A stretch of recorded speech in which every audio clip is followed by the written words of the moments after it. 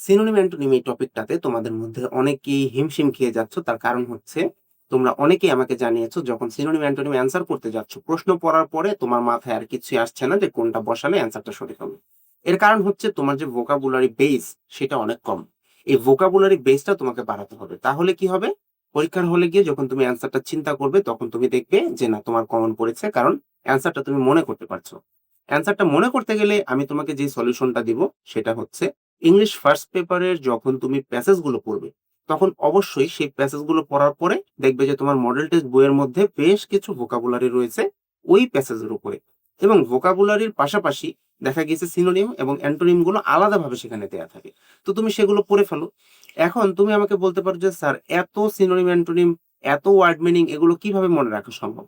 আমি কিন্তু বলবো এগুলো তুমি কখনোই একদিনে মনে রাখতে পারবে না। এটা হচ্ছে অনেক দিনের চর্চার একটা ফল। সেইটা তোমাকে করতে গেলে নিয়মিত রিভাইসের উপরে রাখতে হবে। এই ১ সপ্তাহ ধরো তুমি যে ওয়ার্ড মিনিং গুলো পড়েছো বা সিনোনিম অ্যান্টোনিম গুলো পড়েছো, সামনের সপ্তাহে সেগুলো তুমি আবার রিভাইজ করো। কারণ তুমি নতুন পড়তেই থাকলা, কিন্তু দেখা গেল তুমি সেগুলো আর মনে রাখতে পারছো না। তখন কিন্তু আল্টিমেটলি কোনো লাভ আর তোমার হবে না। কারণ তুমি যেগুলো পড়েছিলে সেগুলো অর্ধেক ভুলে গিয়েছো। আমি সবসময় তোমাকে বলবো, নতুন পড়ার থেকে আগে তুমি যেগুলো পড়েছো সেগুলো মনে রাখাটা কিন্তু বেশি গুরুত্বপূর্ণ। কাজেই এই ক্ষেত্রে তোমাকে অবশ্যই অনেক সেনসিটিভ হতে হবে এবং সিরিয়াস হতে হবে। কারণ তুমি যা পড়ছো তা তুমি রিভাইজ দিচ্ছ কিনা এটা অবশ্যই তোমাকে নিশ্চিত করতে হবে।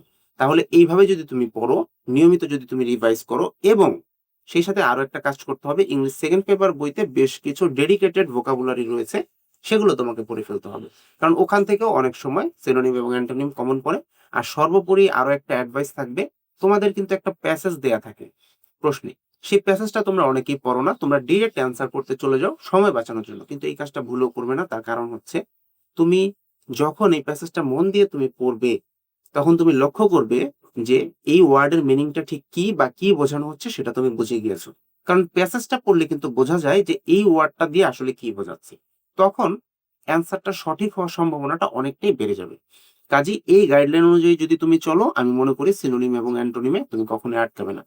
হ্যাঁ, আর সবার শেষে যে অ্যাডভাইসটা থাকবে সেটা হচ্ছে অবশ্যই তোমাকে প্রিভিয়াস ইয়ারের যে প্রশ্নগুলো রয়েছে সেগুলো কিন্তু প্র্যাকটিস করে ফেলতে হবে। তাহলেই তুমি এই টপিকে খুব ভালো একটা মার্কস পাবে।